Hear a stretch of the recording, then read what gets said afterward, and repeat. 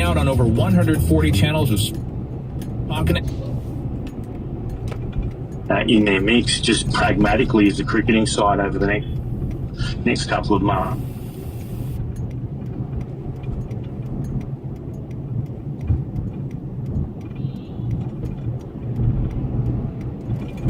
Ponting's had a little bit of an opportunity to coach the Australian T20 side. There'd be a number of state coaches they'd look at as well, but certainly the jungle drums are beating pretty hard that Justin Langer's the man CA wants. That's Clint Wheeldon from ABC in Australia. Finally on Sport Today, to the gruelling challenge of the London Marathon, which this weekend could be made even harder by the heat. It's rare in April, I must admit. We live here.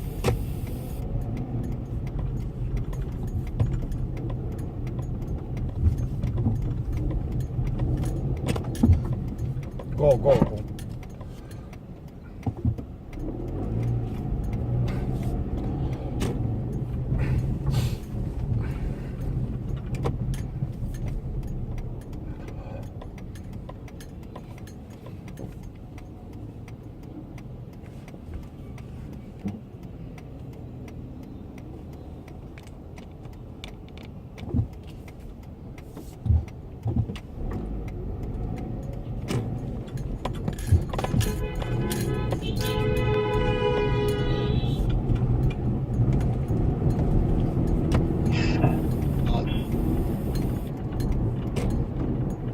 The 40,000 amateur and fun runners, most of who cold British winter that you and I have had to put up with for the last, it seems, forever.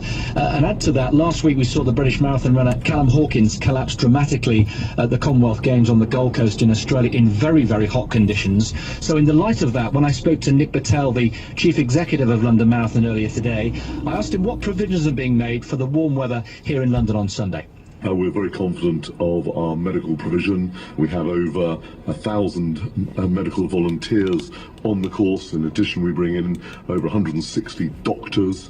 I think time will tell what went wrong, if indeed anything did go wrong in the Gold Coast with Callum, but it was very distressing seeing him there being unattended for what of course seemed a long time, but actually I think they got there within a couple of minutes. We have got a plan which we've tried tested. We have a medical director who's And not so much. How do you look at the lack of aggressive rise in income? In about 15 seconds. Okay, so I think, somewhere there are people... I'm going to teach them to do it. Yeah, okay, yeah. Just on the side, because somehow we're dragging in more and more bodies into labor. And so that's keeping a little bit of a lid on wage pressures. And also, I just don't think wage pressure is actually going to flow through to inflation. Labor is not that strong. Private union membership is down, et cetera. So, that's what I said. The unions don't have the leverage that they used to. Always fun. Jack McIntyre at Brandywine Global Investment Management joining us right here on Bloomberg Radio.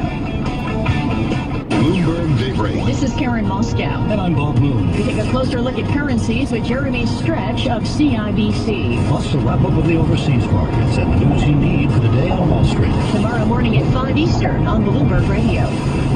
This is Bloomberg Pursuits Look at Luxury. Have you dreamed of sleeping 16 feet underwater with a coral reef and schools of fish darting above your head? Conrad Maldives Rangali Island now has the region's first underwater bungalow.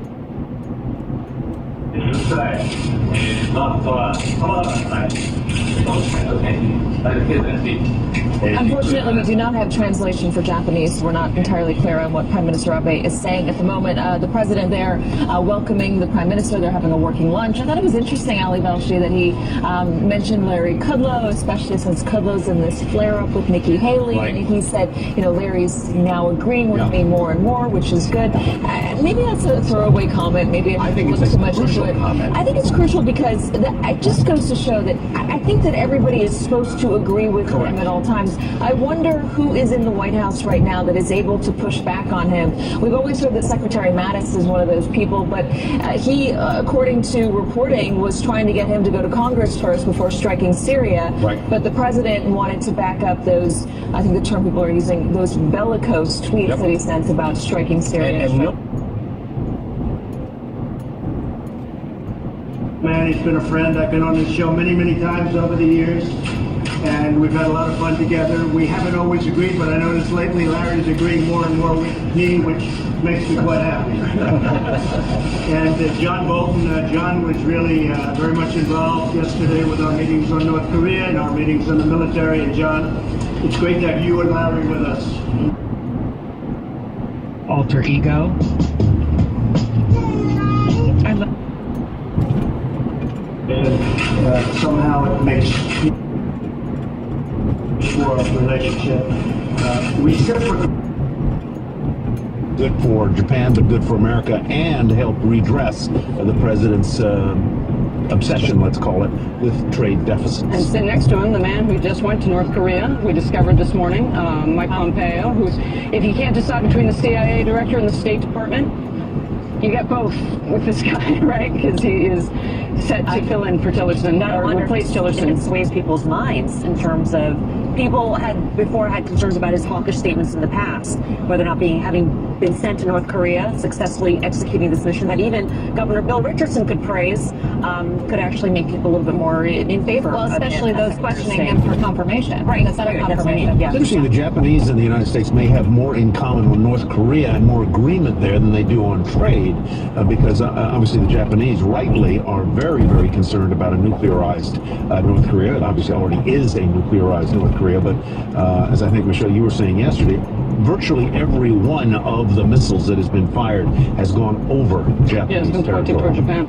All right, well, thanks for watching Power Lunch. Closing bell starts right now.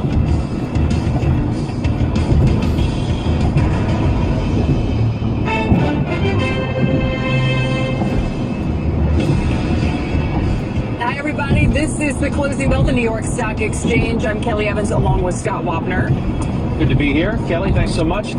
We are welcoming you to the final hour of trading right now, but are we going back right now to Mar-a-Lago and the president? All right, there's no Q&A there, but you did hear the president speaking there at that working lunch with the Japanese Prime Minister Shinzo Abe at Mar-a-Lago. Among the things, obviously, front and center, trade is right at the top of the list. The president saying he hopes to shrink the trade deficit with Japan. North Korea, they're speaking about now. Let's go back to the president. I don't think he'll let us down again. So let's see what happens. If you remember, he voted for health care, and he did us a big favor. It was somebody else that voted against it that hurt us. So I have a lot of confidence in Rand, but I also have a great deal of confidence in Mike Pompeo. I think Mike Pompeo will go down as one of the great Secretary of States. And by the way, he just left North Korea, had a great meeting with Kim Jong-un, and got along with him really well, really great. And he's that kind of a guy. He's very smart, but he gets along with people. So I think that Mike will be in good shape. We'll see what happens. You know, a lot of people are predicting other things, but I have a feeling it's going to work out very well, and I think our country really needs him. He's going to be a great leader. Thank you very much. All right, thank you. Thank you. Thank you. Thank you. Thank you. But how does somebody even get an opportunity to be where you are now and where you've been in the game of baseball? Well, I've been one of those people that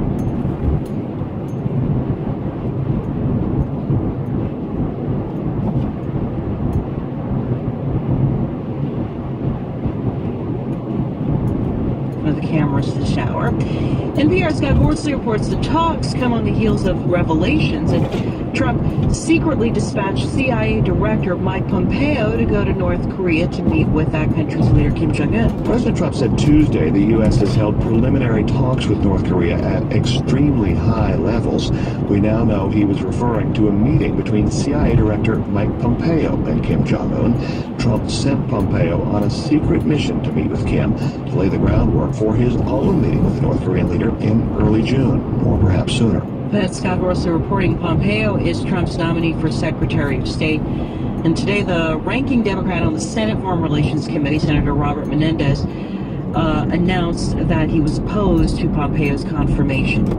Taiwan is accusing mainland China's government of saber-rattling as the Chinese military begins live-fire military exercises off its southeastern coast.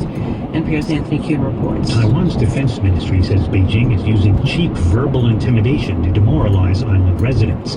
It adds that Beijing is intentionally exaggerating the scale of the drills, which it suggests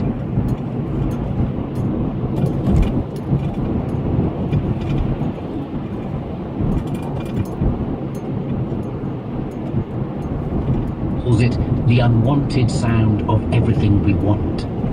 And this equation of noise with consumption explains why it's been so hard to complain about it without coming across as hopelessly nostalgic or a killjoy. Yet many of us have also come to believe that sometime in the last 100 years, a crucial tipping point was reached. They certainly felt that way in 1925. No one strolls in city streets. There is no repose in automobiles or subways, nor relaxation anywhere within the range of a throbbing that is swifter than nature. Our nervous hearts react from noise to more noise. Faced with this onslaught of noise, the first line of attack in New York was to appeal to business leaders' own pockets. In 1927, the industrial psychologist Donald Laird compared typists' speeds in a Manhattan office and the number of mistakes they made when they were switched from a quiet to a noisy background. He also hooked them up to machines to measure their metabolic rate. The results were startling. The best typists worked about 7% faster when it was quieter. Under noisy conditions, the typists used on average 19% more calories. Their stomach muscles had tightened involuntarily, as if they were experiencing primal fear reaction. People's nervous energy represented a commercial asset, which needed protection. Within 2 years, New York had established a Noise Abatement Commission, which put an official stamp on pioneering work by one of its most seasoned campaigners, a wealthy Manhattan physician, Julia Barnett Rice. She'd been trying for years to limit the piercing whistles sounded day and night by tugboats on the Hudson River.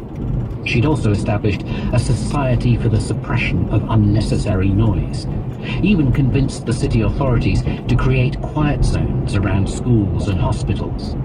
Again, what had strengthened her campaign was that by distinguishing carefully between necessary and unnecessary noise, she'd appealed to notions of efficiency. She'd shown that teaching time in schools was reduced by as much as 25% wherever it was noisy outside the classroom. By 1929, the idea of creating separate zones for housing, businesses and industry was broadly accepted. A few novel measures had also been introduced, like using traffic lights rather than police officers with whistles. Yet the noise enforcers soon realized that any attempt to reduce overall noise levels was doomed to failure. The first really organized attempt to clean up noise in New York City had been at Coney Island. Now, it's hard to believe now, after decades of decay, and especially now it's out of season, but at the turn of the century, tens of thousands of working-class New Yorkers would turn up here to enjoy the fairground rides and the music and the food and the amusement arcades, and it was a place full of raucous, vulgar noise, the kind of vulgar noise that struck a lot of middle-class New Yorkers as in need of cleaning up. And so it had been here, even before the start of the First World War, that middle-class reformers had banned fairground workers from using megaphones. And the approach that was pioneered here